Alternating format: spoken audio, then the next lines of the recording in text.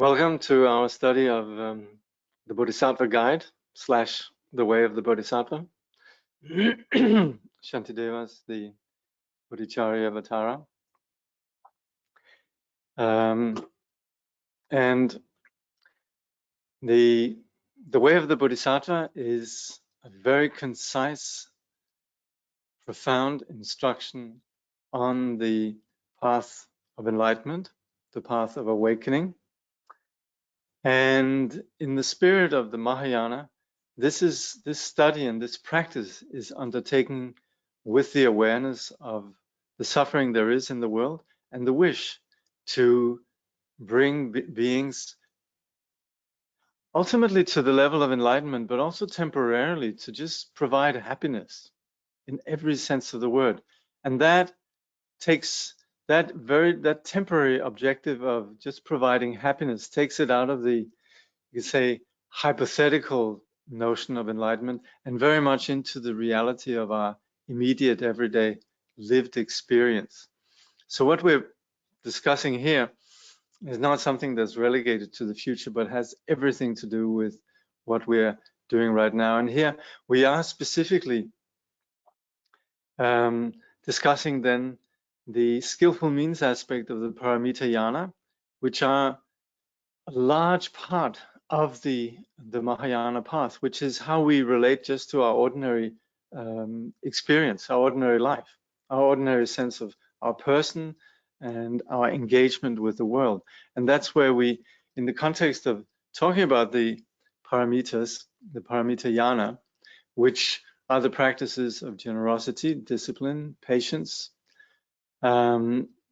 endeavor, meditation, and then finally wisdom, insight into the actual reality of phenomena of our existence, then the first five have a lot to do with us handling ourselves.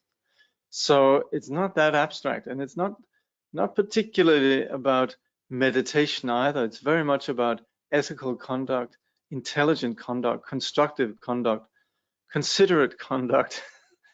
And so the relative truth in which we are engaged is very much the scope of a large part of this discussion.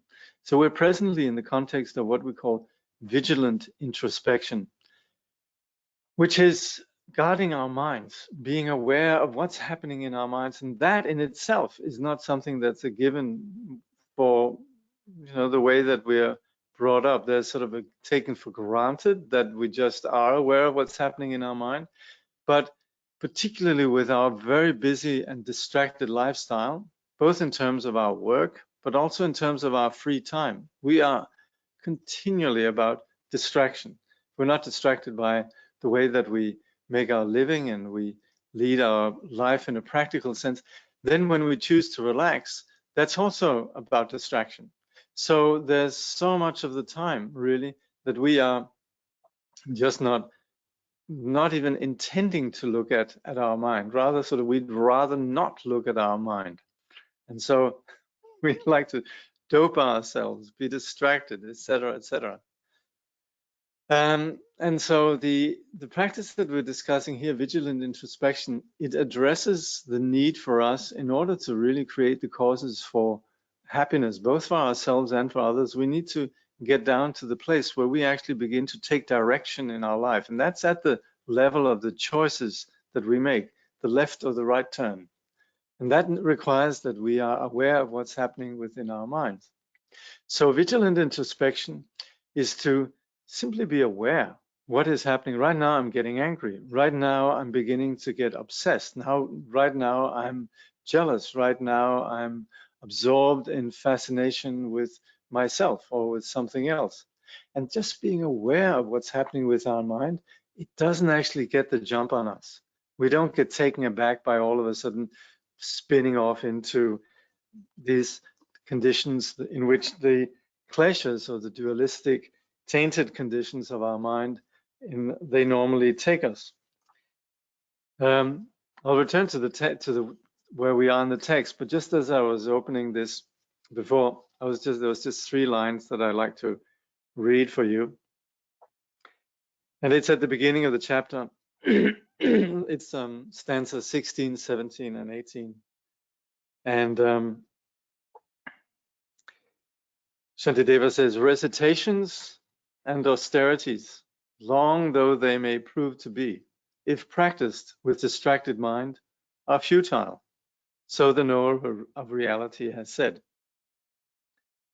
All those who fail to understand the secret of the mind, the greatest of all things, although they wish for joy and sorrow's end, will wander to no purpose, uselessly. Therefore, I will take in hand and well protect this mind of mine. What use to me are many disciplines if I can't guard and discipline my mind? So in the text last time, we got to a place where His Holiness was identifying, delineating, proposing, suggesting that the qualities of the practitioner. He says true practitioners are unaffected by external pressures and their own emotions, and they're free to secure the temporary and ultimate benefit of themselves and others. They remain independent, fear nothing, and are never at odds with themselves. Always peaceful, they're friendly with all, and everything they say is helpful. Wherever we go, let us be humble and avoid being noisy or bossy. Let us not hurt other people's feelings or cause them to act negatively. Rather, let us be friendly and think well of others, encouraging them to accumulate positive actions. And then he makes some very, very practical advice also.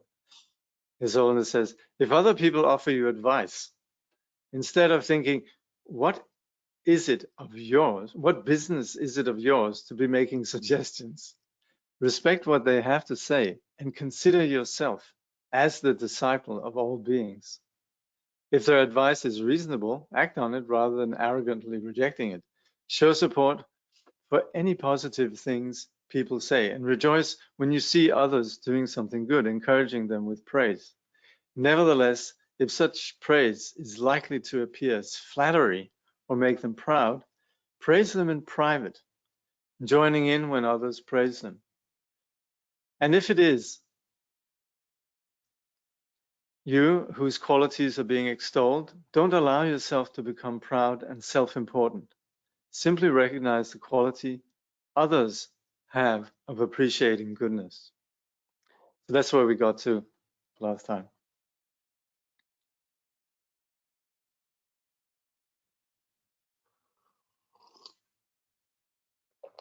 So again, this is not really moralism in the sense of we should do something impossible. It's really just appealing. You could say it's moralism, but it's not ism as such, but it's moral advice. It's just immensely practical.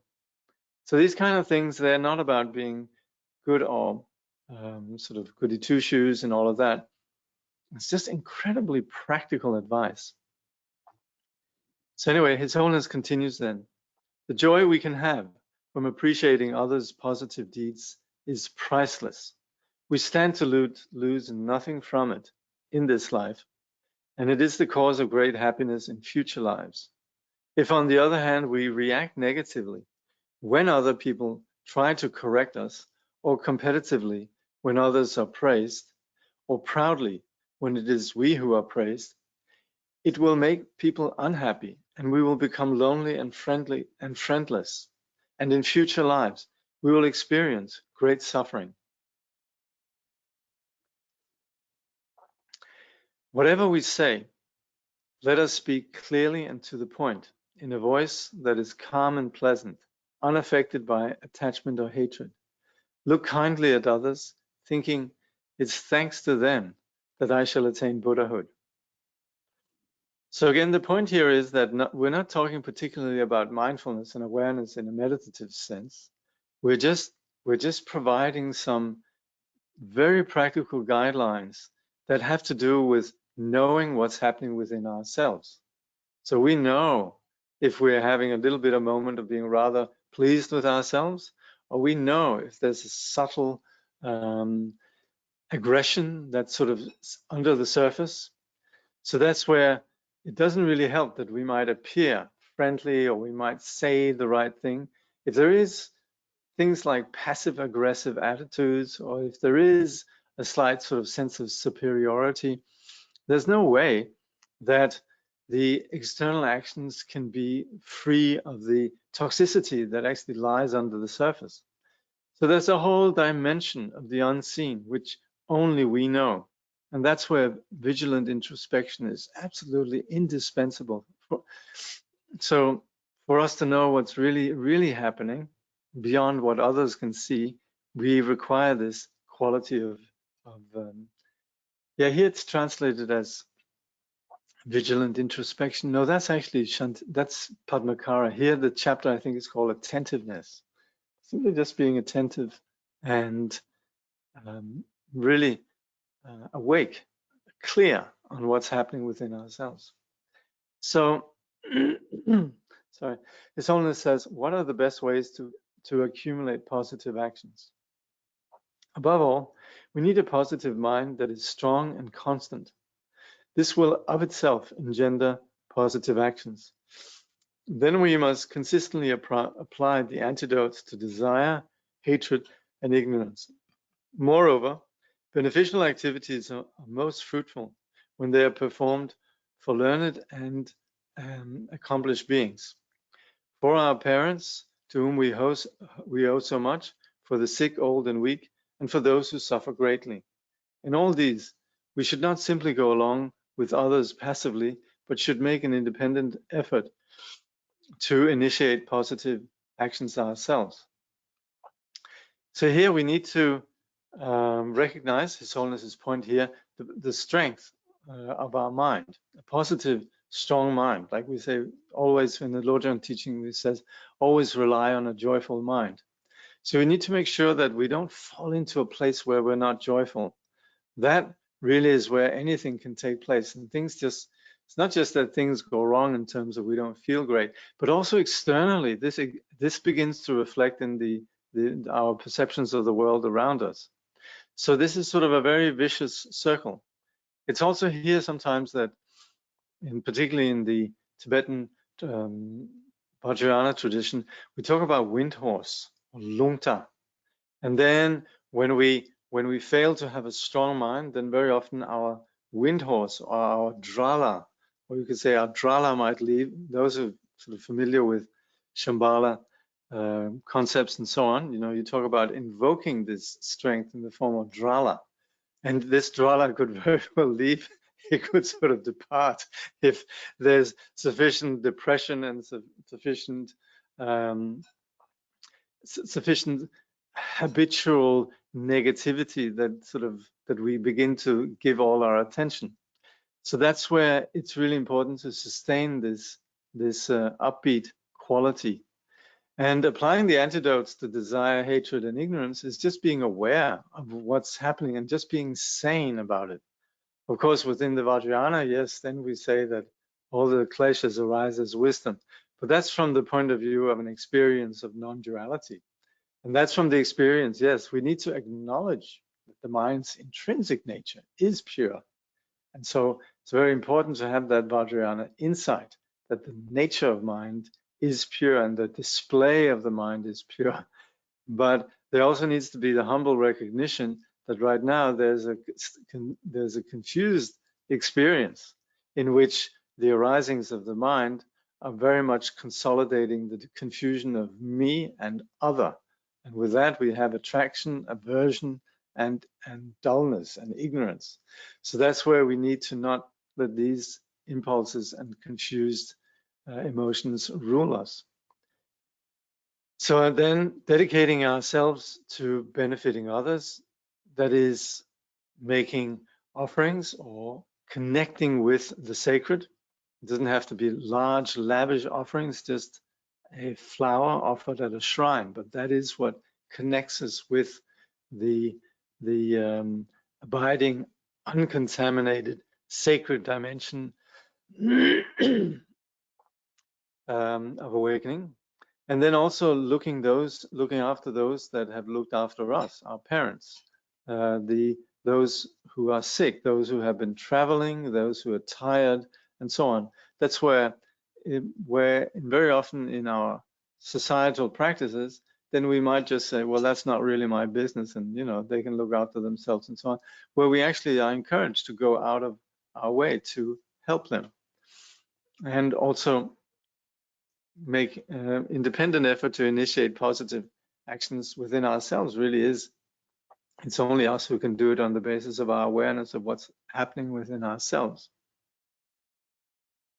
So as Ona says, our spiritual development should follow the stages of the 6 paramitas, perfecting one in turn.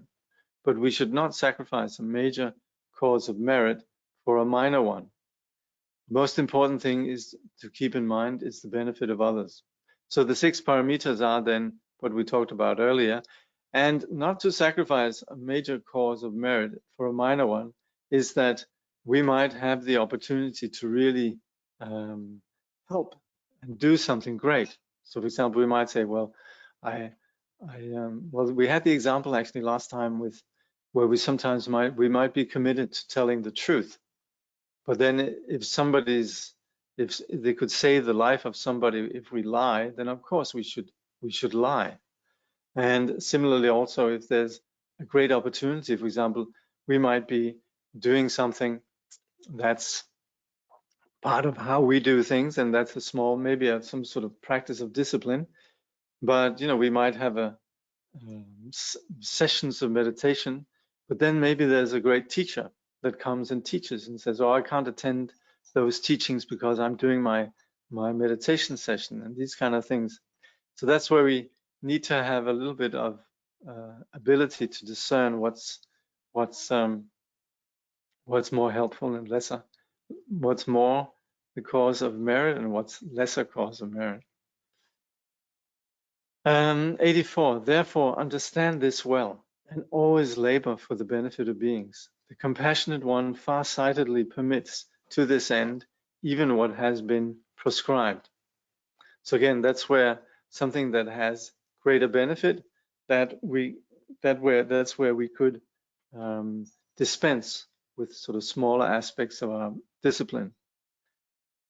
So as Ona says, this verse can be interpreted in either of 2 ways. One meaning is that the compassionate Buddha, who sees not only the immediate but also the distant future, has seen that what is not permitted for certain beings is allowed for others.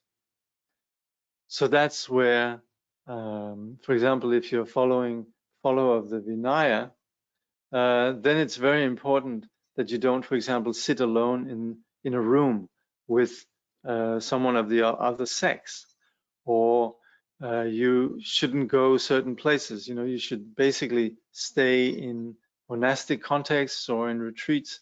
Whereas someone who's practicing the Bodhisattva jnana, they don't have that kind of constraint. So that's where certain things are allowed for some beings, and these don't apply for others.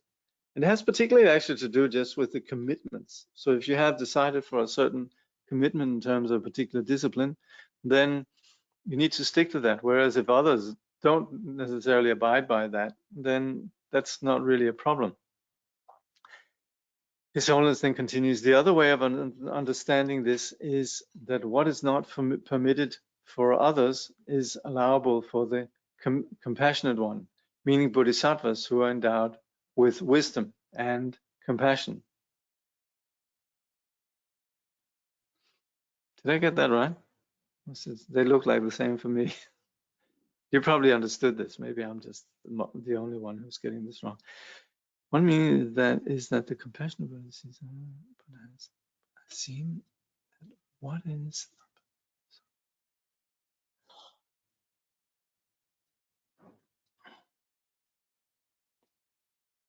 Okay, that's okay. I guess that refers to what the Buddha can see. Basically, the Buddha would say to certain people, you should do that and you should avoid that. So that's where the Buddha can then give teachings to others in terms of what is helpful for some. What is helpful for some might not be helpful for others. So they would, possibly give, you could say, pratimoksha, monastic advice to some persons, and to others they might say that's not necessary for you. And to those, they would give Bodhisattva or maybe Vajrayana style teachings. So that's one. And the other one, I think, is then where for someone who genuinely has compassion, then yes, they're not bound by the same rules. So of course we have these examples. We have the famous story of the Buddha in a previous life, who was aware of how someone was going to be killing a large group of people. And so the Buddha prevented this person from doing so by killing that person. And it's interesting that the object of compassion was actually not just the people who were potentially the victims of this person, but the object of compassion was actually the person who was about to do so. Because we would say that the other persons that they would have been killed, that would be their particular karma. Whereas the person who was about to kill them hadn't actually engaged in that negative action yet. And so the Buddha's compassion was really about that person, and seeing that this person would be suffering endlessly for countless lifetimes, engaging in that negative act. There's also this is a bit controversial, but yeah, of course, it doesn't mean that the Buddha didn't care about all the people that were about to be killed by this person. But there's also a story a bit along those lines with the Paltry Rinpoche, who was meditating with a group of his students out in the wilds. And one day there was a hunter that came charging by, following after a deer, an antelope or something like that. And all the students, they were angry at the hunter and had great compassion for the deer, and prevented the deer from being hunted down and so on. It's a bit like the story of Milarepa that we were reading last night. And they reported to Paltry Rinpoche and talked about how important it was to have compassion for the deer and how terrible the hunter was. And Paltry Rinpoche says, you got it completely wrong. He says the deer would have been killed, possibly. Whatever would have happened to the deer would have been the karma of the deer. But the real object of compassion, again, was the hunter, because the hunter is the one who would accumulate negative karma.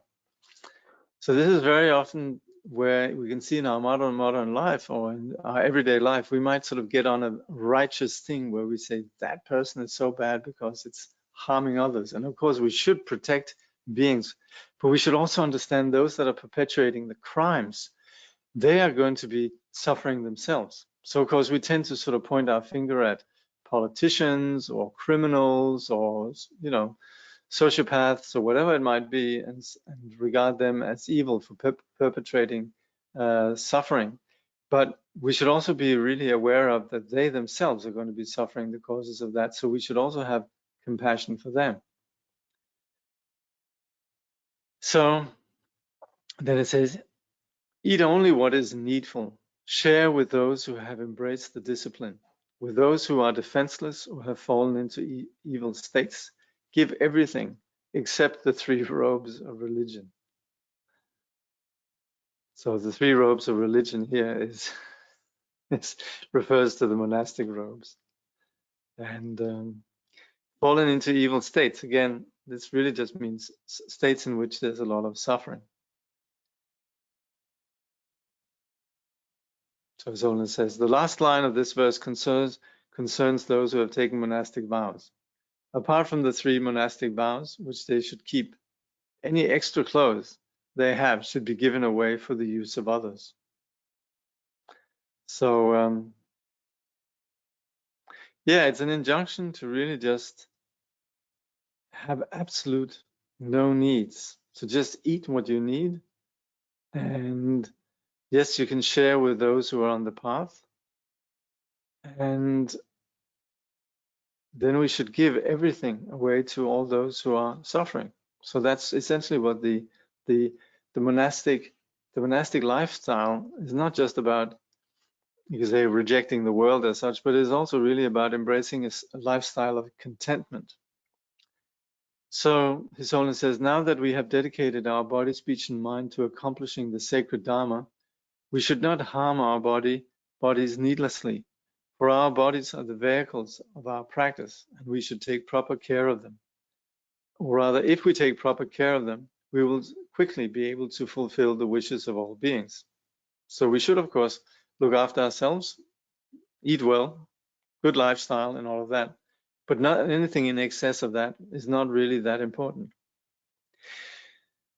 Then Shantideva says, they should not give up their bodies, whose compassionate thoughts are not yet pure, but let them be surrendered when, both now and in their future lives, great benefit is thereby gained.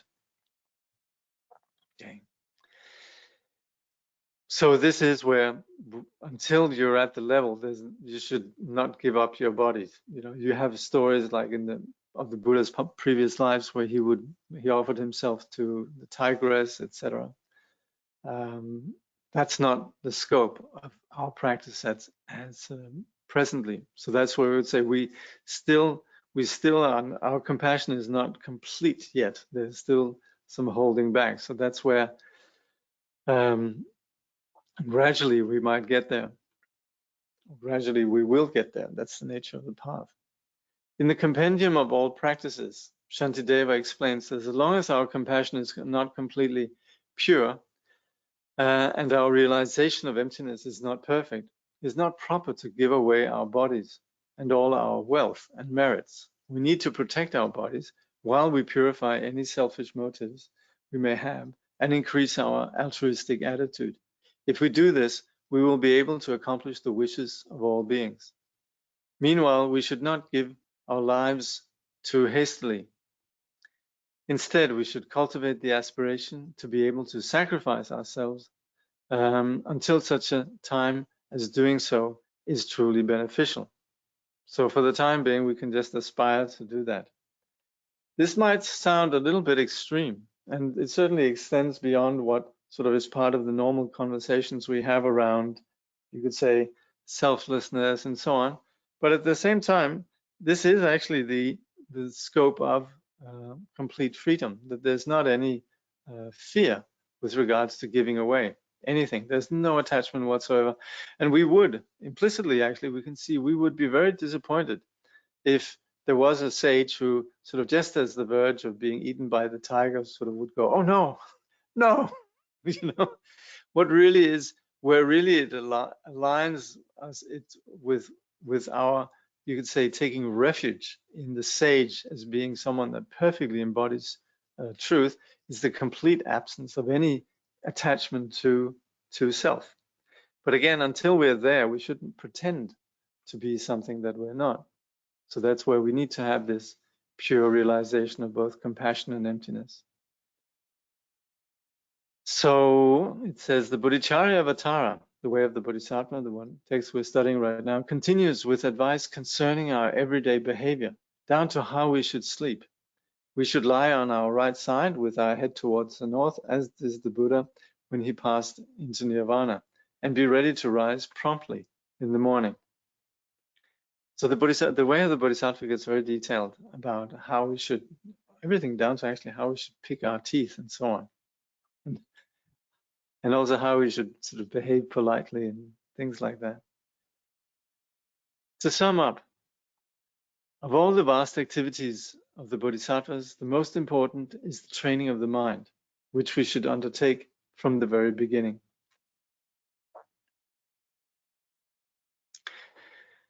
Shantideva says, the actions of the Bodhisattva are unbounded, so the teachings say. Of these, until the goal is won, embrace the practices that purify your mind. So we train in all the aspects of the Bodhisattva according to where we are. If during the day we have committed any fault, we should acknowledge it. Reciting thrice by day and thrice by night the sutra in 3 sections. There's a print error there. The sutra in 3 sections, relying on the Buddhas and Bodhisattvas, purify the rest of your transgressions.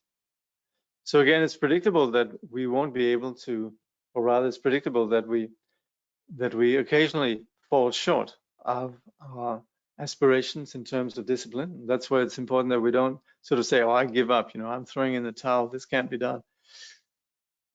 Because it's completely normal that we fall prey to habitual patterns, both in terms of just us being lazy or being obstructed in our application of the path or whatever it might be, and also things that come up.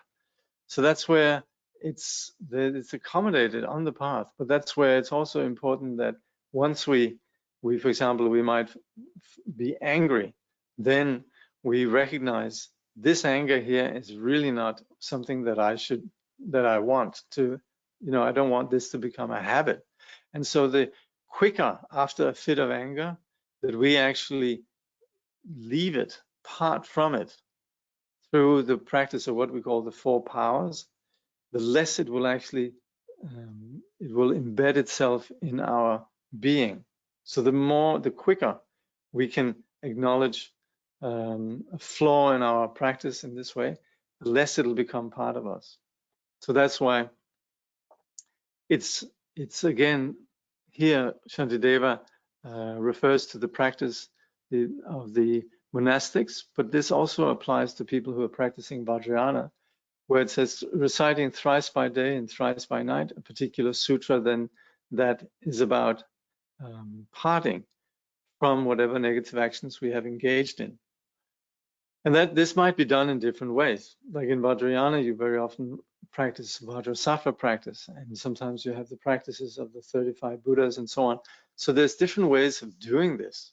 But the bottom line is we just need to do something so that it doesn't, these kind of outbursts of habitual patterns and negativity don't become part of us. So that's where we need to continually practice this practice of purification. Again, this has nothing to do with becoming some sort of virtuous Sunday school goody two-shoes.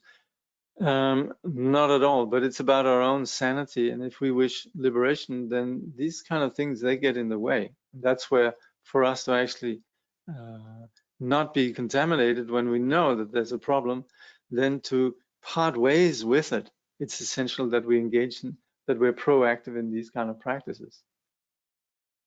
So then His Holiness says, to be able to help beings whose needs and dispositions are so varied, it is necessary to resort to numerous and diverse methods. Those who excel in skillful means accumulate immeasurable merits, as Shantideva says. So again, skillful means is when we incorporate our particular way of seeing things and turn that into the practice of the path. So when we're good at that, when we're good at just anything that we do, think of it in terms of something that we could train our mind as something that accumulates merit, then this is what we call being or excelling in skillful means. So Shantideva says, there is indeed no field of knowledge that the Buddha's offspring should not learn. For those who are well versed in all these ways, there is no action destitute of merit. There's a famous story of Padmasambhava, who one day came by a house where there was a woman sitting. She was a potter, and so she was sitting at her, what's it called, kiln? Yeah, her wheel. And Padmasambhava says, "Oh, how do you do that?" And he sat down next to her, and she knew who he was. He says, "Wait a minute, you're the one who has chained the sort of the Vajra of wisdom body, and you're asking me how to learn pottery?" And Padmasambhava says, "There's never ever a time where we should not continually develop our skills." So that's where there's this also similar injunction here. There's never ever something that is not part of the path. Then Shantideva says, directly then or indirectly, do nothing that is not for others' sake and solely for their welfare. Dedicate your every action to the gaining of enlightenment.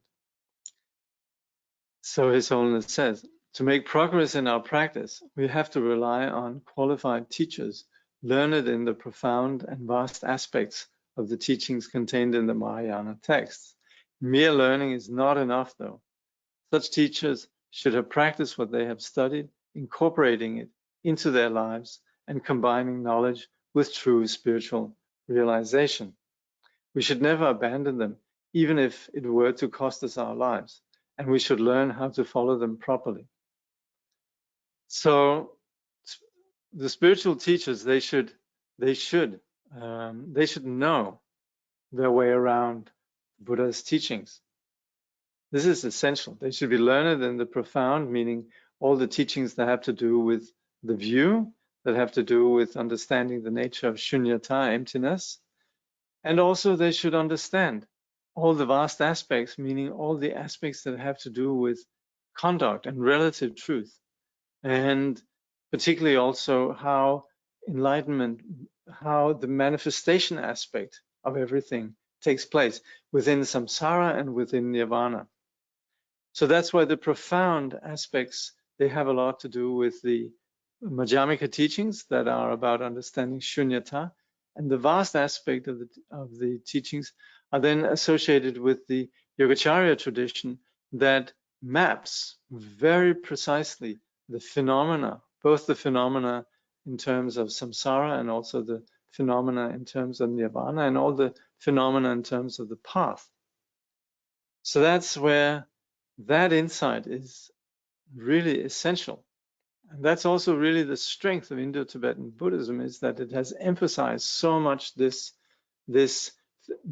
insight in terms of understanding, that this really prompted a tradition that comes down to the present day, that contains really insight into not just the absolute truth, but also relative truth.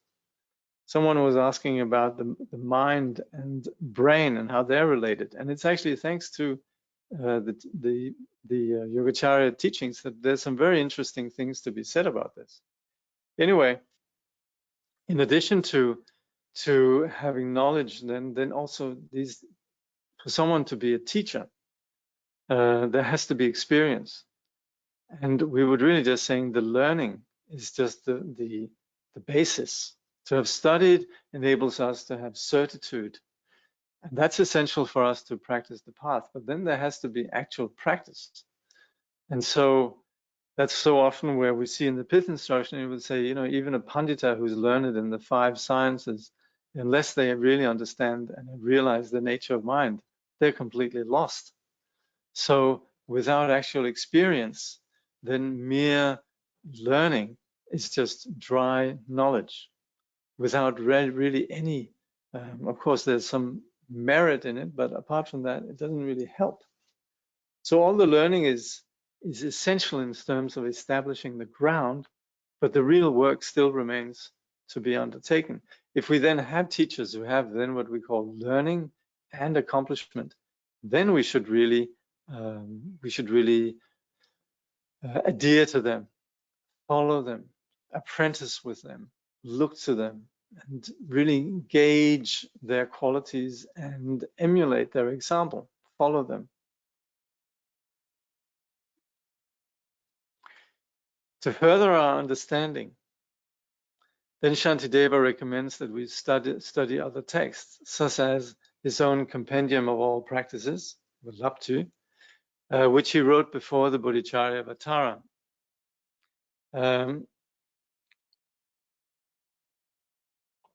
So it said that when Shantideva he spoke the Bodhicharya Avatara, then when he came to the 9th chapter, then he began to levitate. And I think from stanza 34 or something like that, he became invisible. And then they just heard his voice. And so then he disappeared. And then the scholars at Nalanda, they went looking for him. And said, please, they eventually found him. After looking for a long time, they found him. And they said, please come back. And he said, no, I'm not coming back. But if you want to know, if you want some more of what I have to say, then in my room, above the doorway, I've concealed the text that I just spoke, the Bodhicharya Avatara, and also one that's called the Compendium of All Practices. Sorry. So this is then this compendium that he's referring to. So the Kadam school, meaning the tradition of Atisha, used to teach 6 principal texts, 2 at a time: the Bodhisattva levels and ornament of the Mahayana sutras, the Bodhicharyavatara and compendium of all practices, and stories of the Buddha's lives and specific counsels. So the first, the Bodhisattva levels, the Dashabhumika Sutra, and the ornament of the Mahayana sutras, Mahayana Sutra Lamkara. And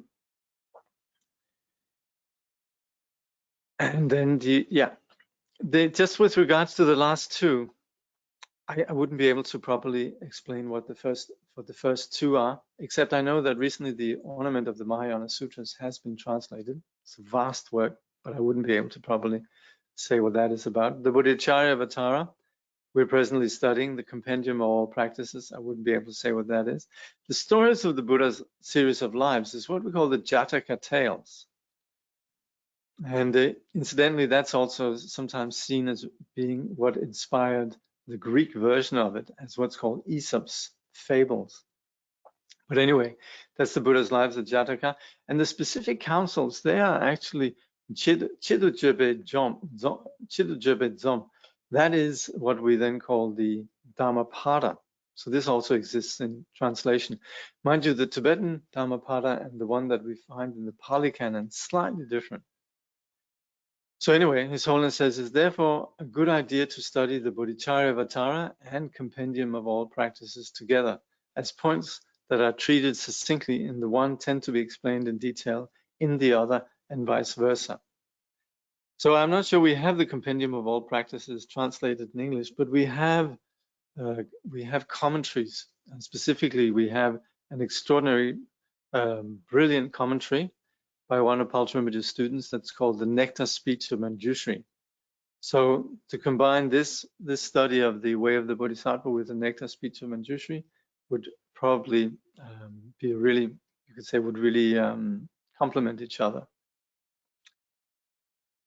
Then he says, if we do not have time to read the compendium of all practices, Shantideva himself advises us to study his compendium of all sutras. However, the Tibetan translation of the latter has not survived, so we can refer instead to Nagarjuna's text of the same name. These texts should be put fully into practice so that we can benefit others. So that's where, okay, we sometimes think, gosh, there's so much to study. But the thing is, our mind is always going off to some objects that we want to engage with. So to engage the mind in something that really helps us is probably a good idea. So often we're busy, particularly in the modern day and age, sort of just being distracted. So we have a capacity for taking in a lot of information.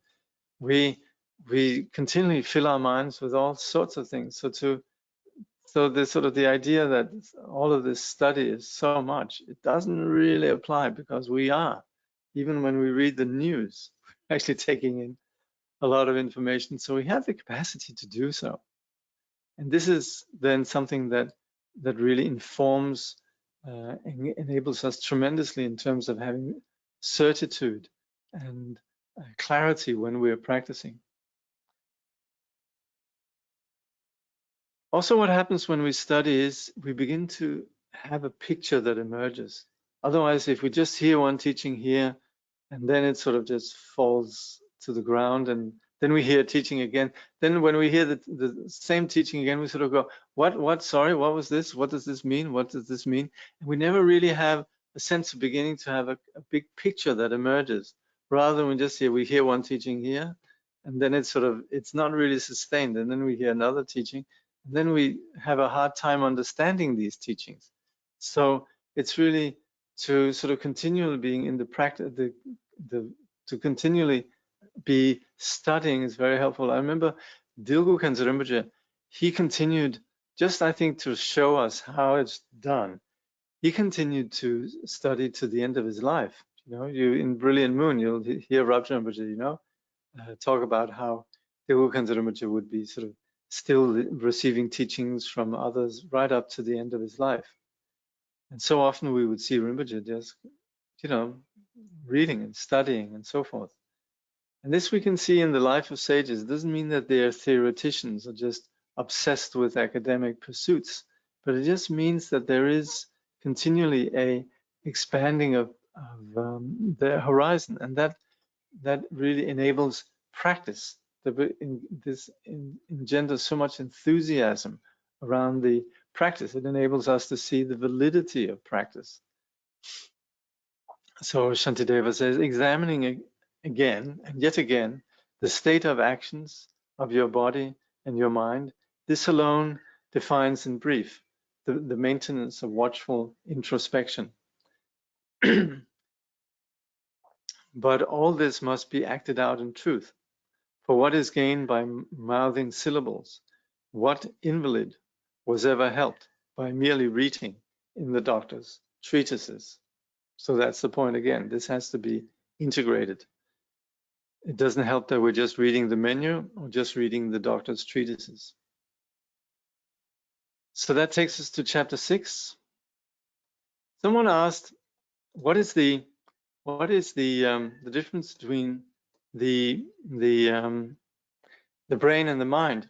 And that's a really good question, because if you Google mind, it'll tell you that mind is an emergent property of the brain. It's something that originates on the basis of biological systems, neurobiological systems.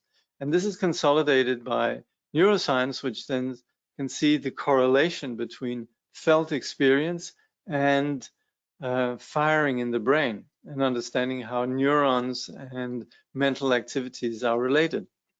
From the Buddhist point of view, that's completely valid. There's definitely a correlation. But the difference really lies in what we would ascribe primacy. And we would not say that the brain creates the mind. We would say that on the basis of our duality, failing to understand the nature of our being, then we constitute consciousness as a solid self. It becomes what Chögyam Rinpoche refers to as, it becomes obstructed. And similarly, also within that obstructed, confused state, then we objectify phenomena as other. And on the basis of that, then we begin to have again using Chögyam Rinpoche's language, we have obstructed personal phenomena and obstructed outer phenomena.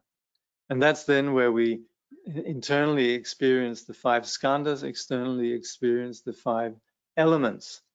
And that plays out really in the experience of us generating body and generating a sense of the outer world, realm.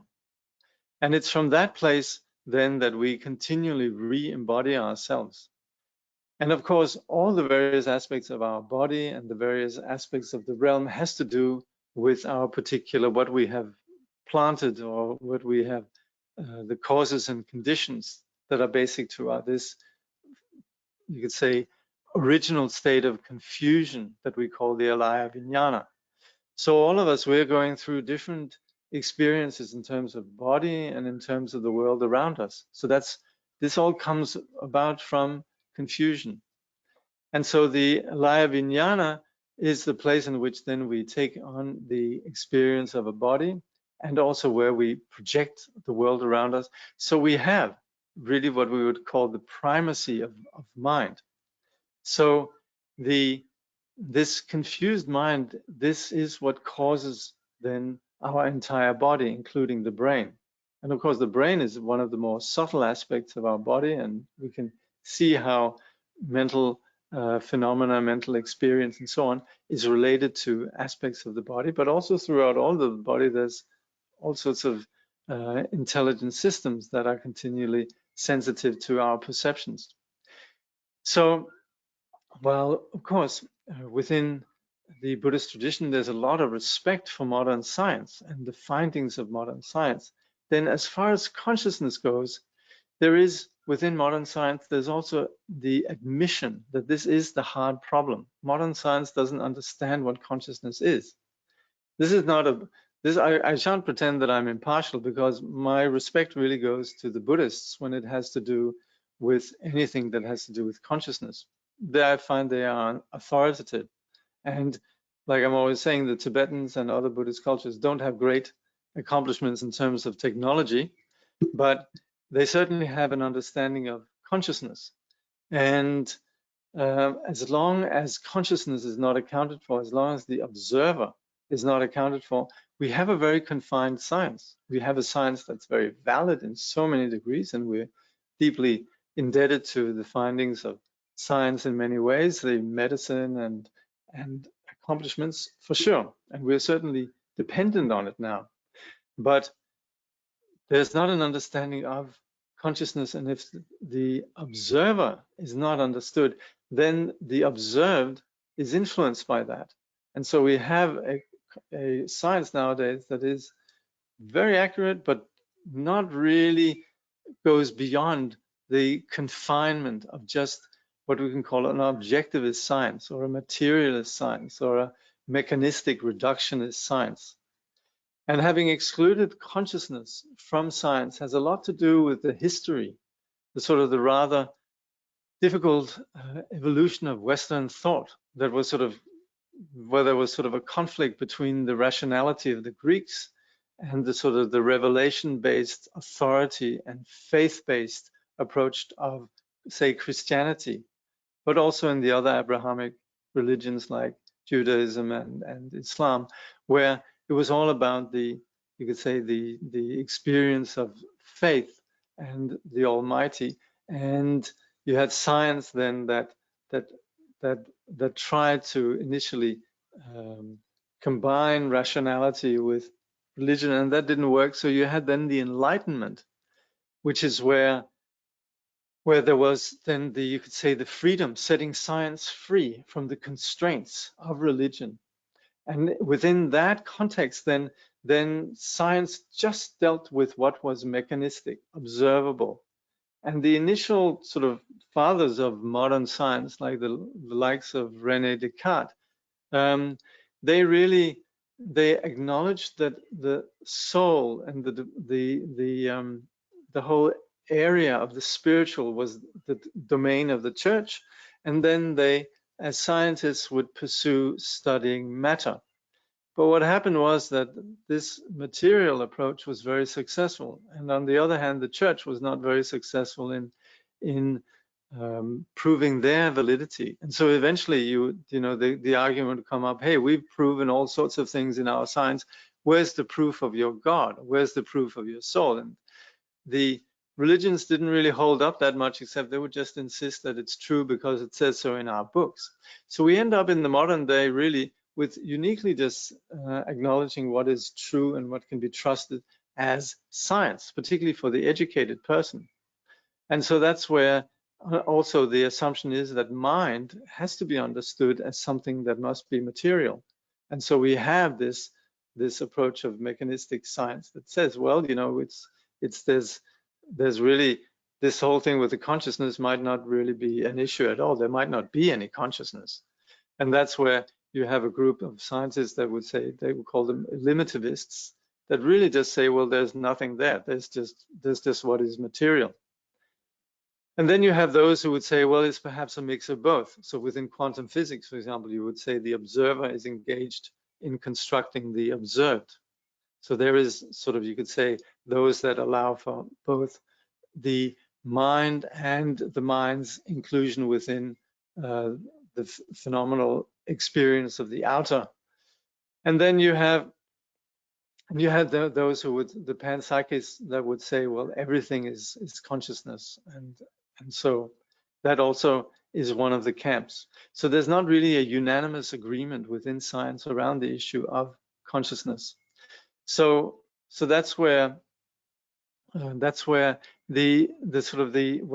you Google mind and it says it comes from the brain, that's really ignoring you could say the many voices there are in this, and the many opinions there are in this debate in the modern context, and simply just seeing that there's not really a clear understanding of that. So the assumption that the mind comes from the brain is really just a just it's from the Buddhist point of view, it's almost a logical impossibility, because matter doesn't have consciousness. And so while you have very refined biological systems, the sort of the gap between when it's just biological systems and when consciousness emerges is what we can call the explanatory gap. And so far that hasn't been filled.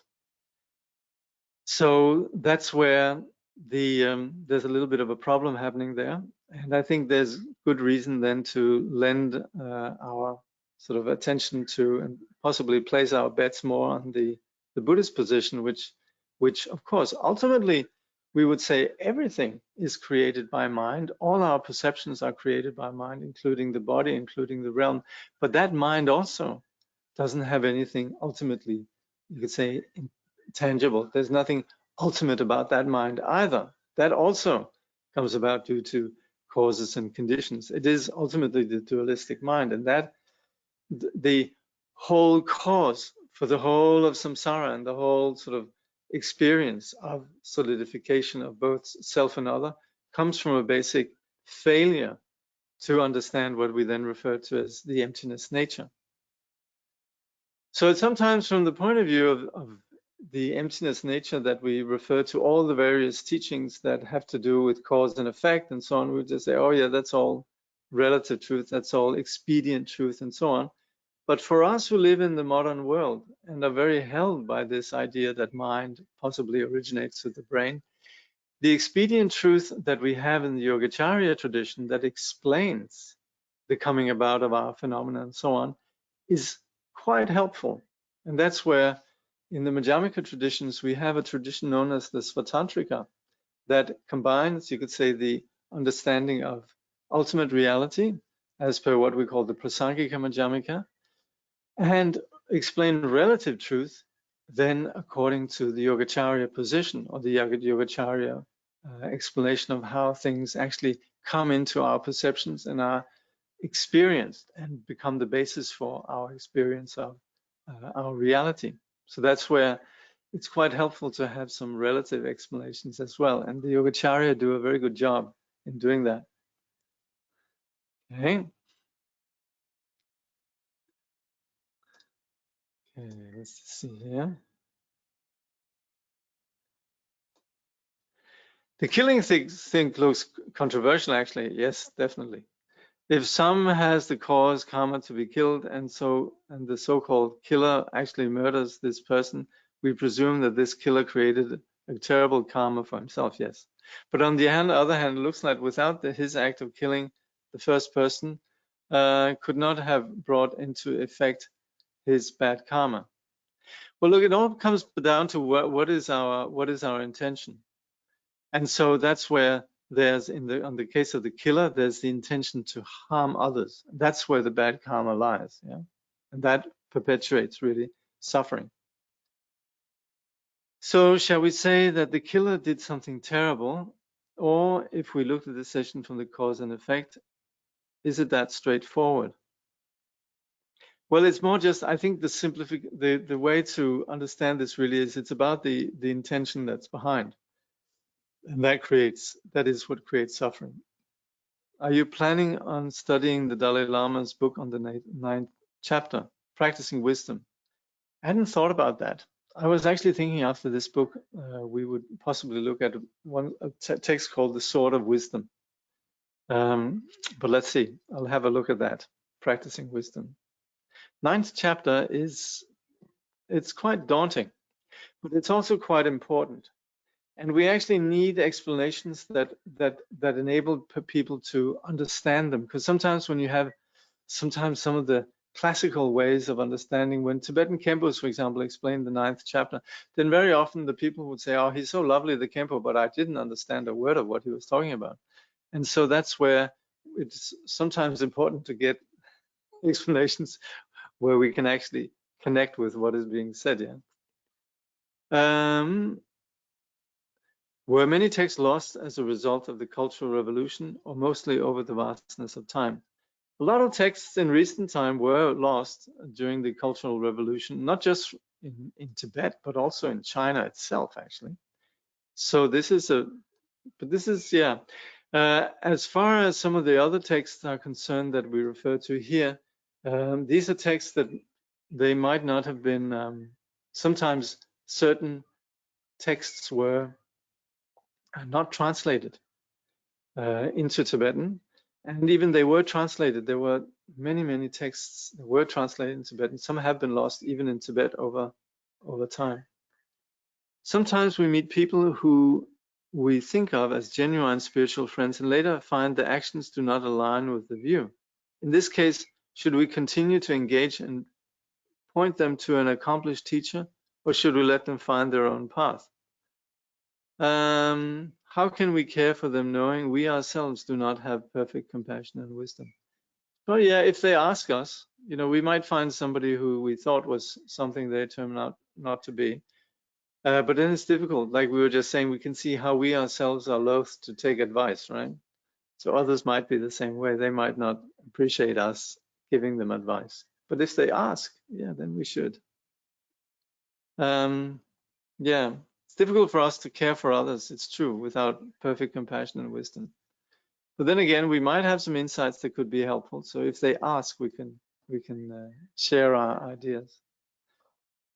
How would you uphold the idea of mind not being originated by the brain and its working mechanism with someone who upholds that view? Any practical example for debate? Well, we could just say that in general, within the world, you could say the natural sciences, we acknowledge that there's a correlation between cause and effect. Like an apple seed gives rise to an apple tree.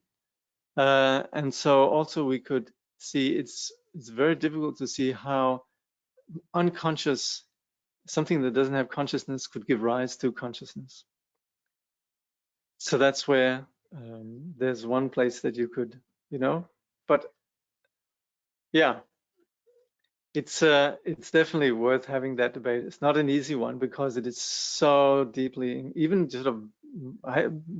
even within among Buddhists, there's like Buddhism is lovely, but this whole thing of rebirth, not so sure. So there's some discussions around that. So, but we should recognize really that consciousness is simply just not something that really is created as that has anything that originates on the basis of something material.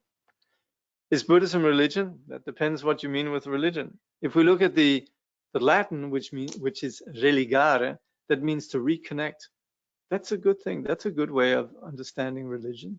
But if people think of religion as something that's dogmatic, like based on revelation, that the authority comes from something that was revealed, and it comes with a whole line of set of truths or truisms that cannot be backed up by, you could say, empirical observation, then it's very difficult, and then people reject it usually, So if we can see religion as something to do with a phenomenology or an experience of going beyond our self-centering. So if you look at some of the Christian mystics like Meister Eckhart, so beautiful the way that Meister Eckhart understands God as really the purity that is intrinsic to all beings. Yeah. Who are the greatest masters of Yogacharya to look into? I always would recommend Shantarakshita, who was somebody who both taught the Madhyamika and the Yogacharya together. So is Buddhism a religion or not, or both, or neither, or both and neither? Yeah. Beyond all of that, my friend. Who is the sword of wisdom by? Mipam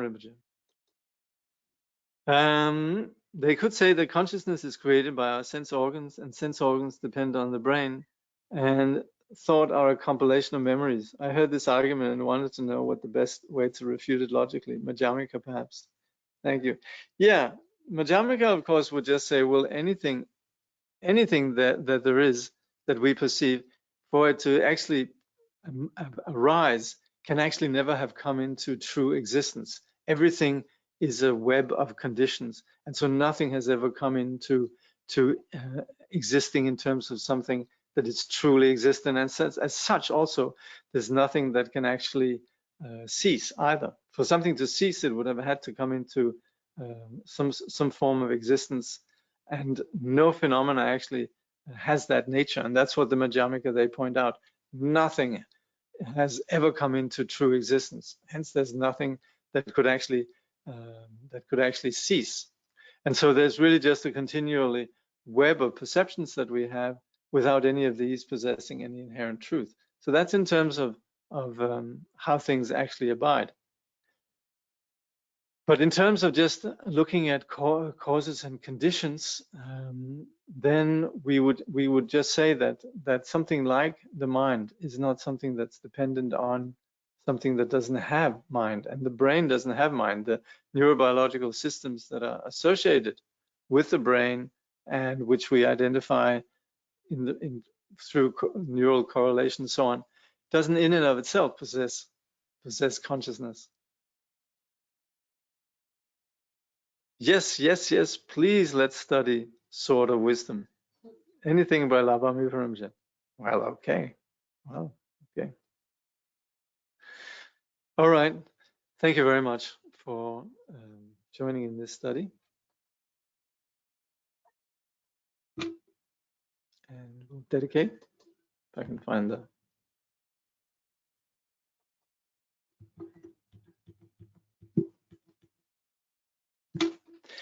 May Bodhicitta, precious and sublime, arise where it has not yet come to be, and where it has arisen, may it never fail, but grow and flourish ever more and more.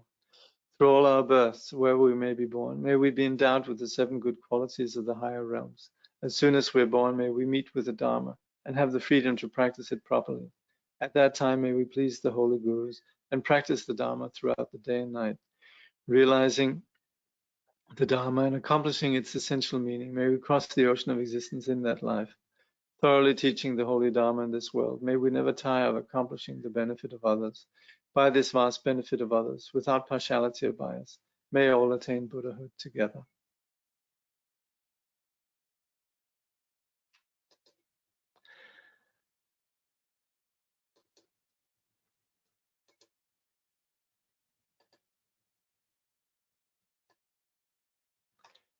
Thank you very much.